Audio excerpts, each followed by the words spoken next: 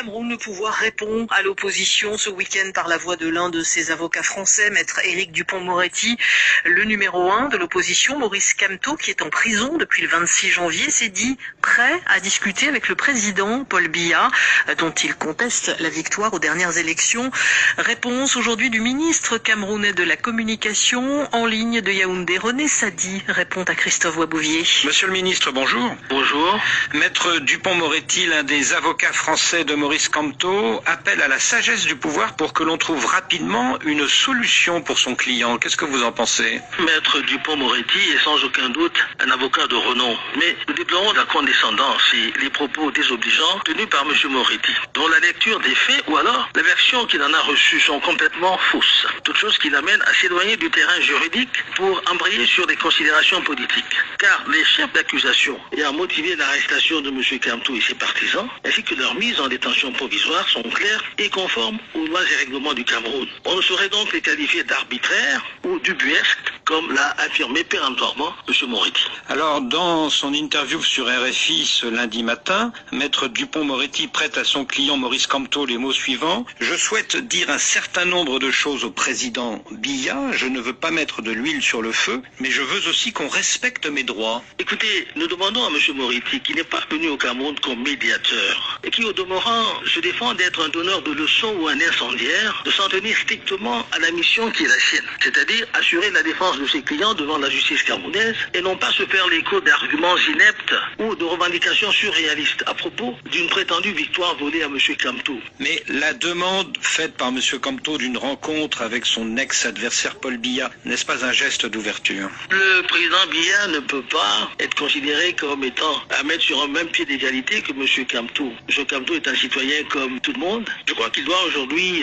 cesser de se considérer comme un alter ego. Je tiens à préciser que M. Kamto et ses partisans sont devant la justice camerounaise pour des faits n'ayant aucun rapport avec leur engagement politique. Les accusés risquent la peine de mort alors qu'ils n'ont tué personne. Est-ce que cela ne peut pas paraître choquant? Écoutez, les lois sont les lois et la justice appréciera. J'imagine qu'il appartient aux juges camerounais d'apprécier la réalité des faits des uns et des autres et de prendre les sentences que les uns et les autres méritent. L'Union européenne, par la voix de Federica Mogherini, dénonce l'ouverture de procédures disproportionnées à l'encontre de Maurice Kamto et de ses quelques 160 compagnons de détention. Est-ce que tout cela ne nuit pas à l'image de votre pays? Non, écoutez, Maurice Kamto et ses partisans ont été interpellés, non pas pour des faits d'ordre politique, mais pour des faits de droit commun. Ils ont appelé à l'insurrection, ils ont appelé à des manifestations interdites. Et vous vous souvenez de la mise à sac des ambassades du Cameroun à Paris, à Berlin, qui sont le fait de partisans de M. Maurice Kamto. Et nul ne peut nier que tous ces actes ont été commis à l'appel de M. Maurice Kamto et ses partisans. À plusieurs reprises, Maurice Kamto a dénoncé les attaques des ambassades du Cameroun à l'étranger. Côté américain, le sous-secrétaire d'État Tibor Nadge déclare qu'il serait sage de libérer Maurice Kamto. N'est-ce pas un avis qui pèse quand même, celui de votre allié américain? Écoutez, ces affirmations sont des affirmations non fondées. Nous devons tous attendre les décisions qui seront prises par notre justice, qui est une justice indépendante et qui est composée de magistrats expérimentés et aussi qui ne subissent aucune influence de la part des pouvoirs publics et qui sauront rendre justice. Est-ce que l'audience que le président Paul Biya a accordée ce lundi au sous-secrétaire d'État américain Tibor Nadge à Yaoundé peut faire avancer le dossier Maurice Kamto? Écoutez, de ce que je sais de l'audience, ces questions n'ont pas été évoquées. Cette audience s'est déroulée dans de très bonnes conditions. Les propos de circonstances qu'on a pu entendre ces derniers temps n'ont en aucune façon porté atteinte aux excellentes relations entre les États-Unis et le Cameroun. Monsieur Tibor Nagui l'a lui-même déclaré au sortir de l'audience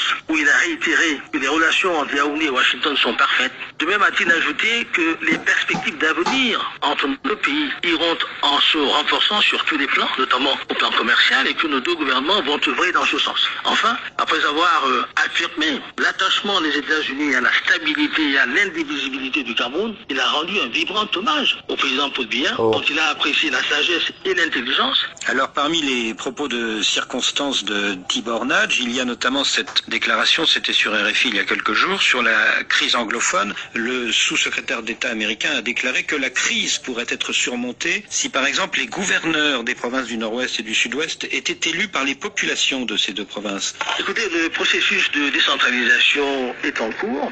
Dans les mois qui viennent, certainement, des élections régionales seront organisées et des conseillers régionaux seront élus et les personnalités locales, les différentes régions auront naturellement des pouvoirs accrus pour elles-mêmes assumer leurs responsabilités locales.